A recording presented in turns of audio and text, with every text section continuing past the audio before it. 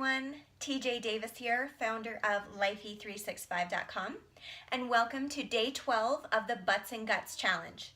Today is rest day, which also means it's time for some information and inspiration. What I want to talk to you about today is my motto, which is change your mind, change your food, change your life. So I really want you to give that some thought this week. This will be a 3-part series, so you can look for part 2 on the next rest day. I really want to help you understand why and how important it is to change your mind about the way you think about food. Links for all of the information I'm going to give you today can be found in the description box below. First off, what does it mean to change your mind about how you're thinking about food? We all know that the more you move and the more exercise you get, the better you feel, as long as you're fueling your body with the right fuel. The right fuel for the human body is food. I know that seems like a silly statement, but this is where you need to start changing your mind about what food really is. I am not going to talk about meat today. That's for another time. So again, I want you to do the research on that and come to your own moral decision about meat. So let's discuss what real food is for human beings. First off, anything that is grown in nature is food, which includes nuts, seeds, legumes, fruits, and vegetables of all kinds. Anything that was created in nature that contains its natural vitamins and minerals without additives, preservatives, or processing is real, whole, plant-based food. And you need to change your mind to see it that way. Now, I know what you're saying. Well, my whole grain waffles are healthy, and that's food. Okay, let's look at your whole grain waffles today just for an example. The ingredients in your whole grain waffles are water, enriched flour, B1 vitamin, vitamin B2, folic acid, soybean oil, palm oil, canola oil, wheat bran, sugar, eggs, and contains 2% or less of baking soda, sodium aluminum phosphate, monocalcium phosphate, salt, malt flavor, whey, and soy lecithin. Now, I don't know about you, but I have never gone to the monocalcium phosphate orchard and picked a bushel of that stuff to take it home and eat.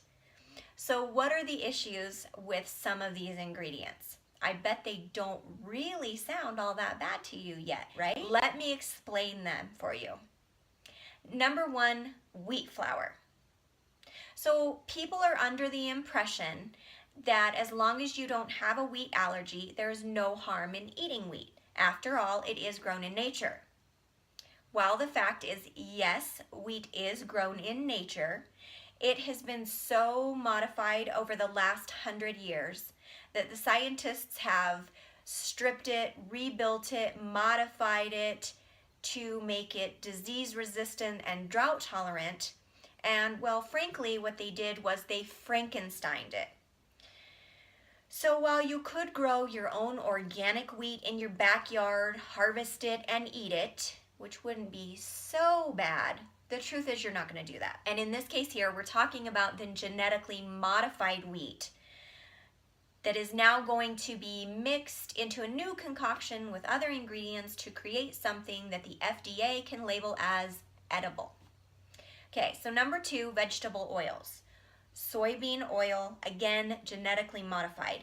In fact, 90% of the soy produced in the US is genetically modified, and the crops are sprayed with the herbicide Roundup. So imagine spraying your tomato, apple, or even your bagel with Roundup. Now, do you really want to eat that? No, of course not, because it has literally been sprayed with poison. It takes minimal common sense to know that eating something that has been sprayed with poison is going to negatively affect your health in some way. Now, if that isn't bad enough, and you're saying, well, I'm sure they have a process to clean it before they use that oil, well, let's talk about that. The soybean oil is extracted using the chemical solvent hexane. Hexane is used for things like glue, cleaning solvents for shoes, leather products, roofing, textile manufacturing. And now studies have shown that hexane is the most highly toxic member of the alkanes. When hexane is ingested, it can cause nausea, vertigo, bronchial irritation, intestinal irritation, bad effects on the central nervous system, fertility issues, and may even be fatal. Here's something else very scary. Hexane can also be found in the majority of infant formulas. That's right, your infant formula. Does that scare you yet? Because it should. The EPA lists hexane as a very hazardous air pollutant, and thus it is monitored. So if you shouldn't be breathing it, it stands to reason you shouldn't be eating it. Okay, so let's move on. Palm and canola oil. Again, not quite so bad, but palm oil, when it is processed, it poses health dangers like reproductive and organ toxicity, impacting other organs in your body. There's also an ethical side of the palm oil, which is to say that they grow and harvest the palm for the kernels to make the oil. It is a huge environmental disaster. It is one of the leading causes of deforestation and habitat loss. Canola oil, again, it's genetically engineered, and the problem comes in all the processing. Also, it has only a medium-high smoke point, which is to say that once an oil reaches its smoking temperature, disease-causing carcinogens and free radicals are released. And while you don't intentionally heat your oil to that point, it can happen. Number 3. Now, I have already previously talked about the hazards of sugar. But here is a little recap of some of the problems when you ingest sugar. And I am again referring to table sugar, not fructose, which is the sugar found in fruits and vegetables in their natural state, okay? So your average table sugar can cause resistance to the hormone insulin, which contributes to many diseases. There is no nutritional value to sugar. It can overload your liver, which can lead to fatty liver and also fertility problems. Sugar causes inflammation in the body, which contributes to some or maybe all of those aches and pains you have in your joints. Sugar can give you cancer by destabilizing your insulin hormone levels. Sugar promotes fat and contributes to the junk food addiction due to the high levels of dopamine that are released into your brain when you eat sugar. It also causes metabolic dysfunction, which can include things like weight gain, difficulty losing weight, abdominal obesity, and high blood pressure. Sugar also can increase your risk of disease. That is just the tip of the iceberg regarding sugar. Bottom line is on sugar is stay away from it. Alternatives can be found everywhere, from natural fruits to pitted dates, organic coconut sugar, and sweet leaf drops. Okay, number 4, sodium aluminum phosphate. Studies have shown that this food additive may add to the onset of Alzheimer's disease. It can be found in all kinds of your favorite processed Frankenstein items that you're ingesting on a daily basis. I'm not even going to call it food at this point because I clearly explained to you the difference between real food and Frankenstein garbage. So this list includes, but is not limited to, instant pancake mix, processed cheeses, many of your frozen breakfast items, some baking powders, some brands of pickles, some of your antacids, and most deodorants. Now I threw in that last non-edible one because most of us wear deodorant every day. There has been an increase in the companies making deodorant that do not contain aluminum. So if you are someone who agrees that wearing deodorant is good for us all, then please check into getting a deodorant that does not contain aluminum. Number 5, monocalcium phosphate. While it's not generally harmful to you in small amounts, keep in mind it is an additive and can be harmful in large doses. Now that begs the question, What is a harmful dose? Well, it's going to be different for everyone. But the key point here is that you will find monocalcium phosphate in mostly all of your baked food Frankenstein items.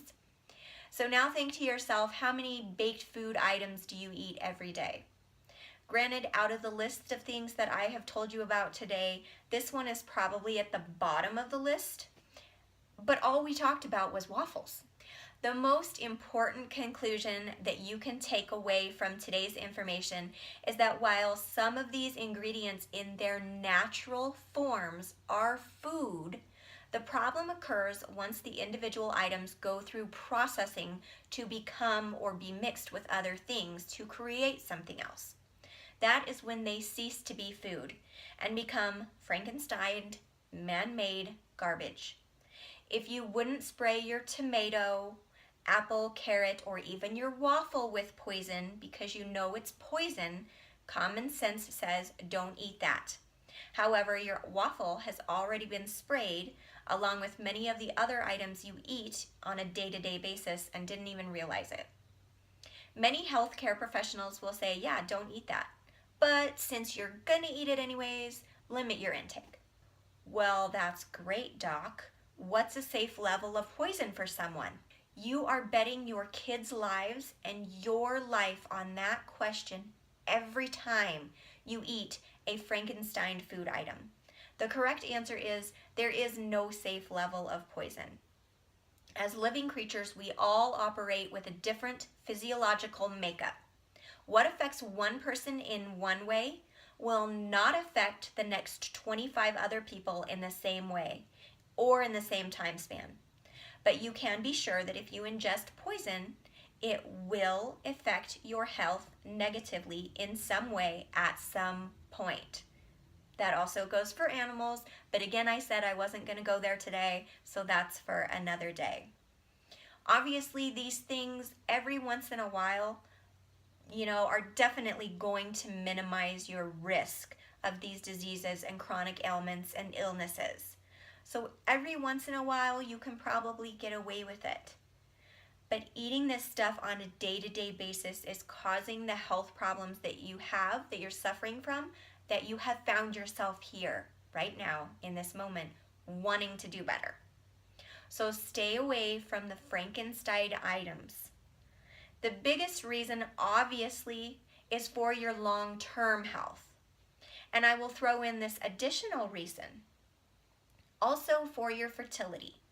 Did you know that in 2015 it was reported by the Infertility in America survey report that there had been an increase of 65% of couples who needed IVF to have children, either due to infertility complications with the man, the woman, or a combination of issues with both of them.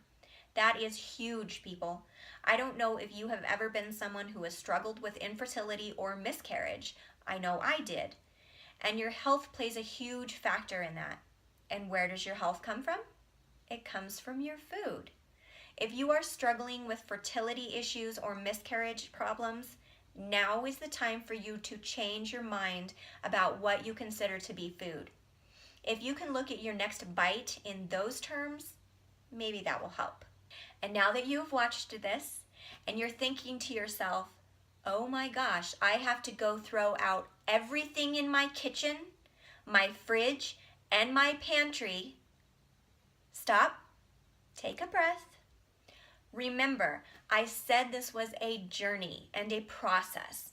If you throw everything out now and just buy random actual food, you may not know how to quite put it together to make a meal that's going to satisfy all of your cravings and all of your needs. So you're going to get frustrated. You're going to feel like you're starving. You're going to rush out and get some fast food. And that's what we don't want. So the first step for your food transformation is to get rid of your garbage Frankenstein snacks, okay? Just your snacks. And replace them with whole fruits, vegetables, and a small amount of nuts and seeds. You can add beans and those things in there too. So yes, throw out all your garbage snack items Now, if that's the only challenge you can handle for a month or a week or a day, that's okay. Baby steps, okay? So as you conquer all of your snacks and you can handle all whole foods for your snacks, then you can move on to the next step. So now that you've conquered snacks, you replace one meal and your snacks, okay? And that's what you focus on. Once you've mastered your snacks and your food, then you can move on to replacing another Frankenstein meal with another whole food meal. I found snacks and then breakfast to be the easiest to conquer in that order, but you take your pick. But snacks first. Focus on that meal, and once you have those two conquered, then you move on to the next meal. And then before you know it, you've replaced all of your snacks and Frankenstein food meals with whole, plant-based, real food. As long as you are putting in the effort, you're giving it your best every day and refusing to quit, then you're doing great. I want to help you the best I can, but please keep in mind I do work another 40-hour-a-week job, so bear with me. Head over to my Instagram page, the link is below, and you can follow me there to get started with some snack and meal recipe ideas. Also, if you go over to my website at lifey365.com, there are recipes there as well. We will take this next food step one step at a time, so don't panic. I'm right here with you, cheering you on. This is still a process for me too.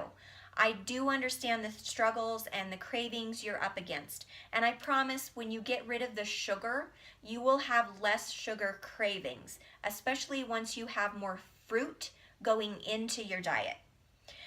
There's also a vicious rumor out there that fruit makes you fat. I promise you fruit does not make you fat. Your diet and lifestyle make you fat. You need to be eating a well-rounded diet or a rainbow diet of fruits, vegetables, and beans with a limited amount of nuts and seeds. As you transition into your new diet, you will see some weight fluctuation from time to time, but that's because your body is healing from the current metabolic damaged state that it's in, and it's finding balance for you. So hang in there and don't give up, because you're not at your dream weight in 6 months, okay? If you have a huge sudden weight gain or weight loss in 1 week, say like 10 pounds, I want you to go get checked out by your healthcare professional immediately. All right, guys, that is going to be it for today. I will see you tomorrow for day 13 of the Butts and Guts Challenge, and we will continue the next motto series on the next rest day, which will be day 16. Don't forget the links for the information is below. I have also included a link for fertility problems, so be sure to check that one out, and have a blessed day. Bye.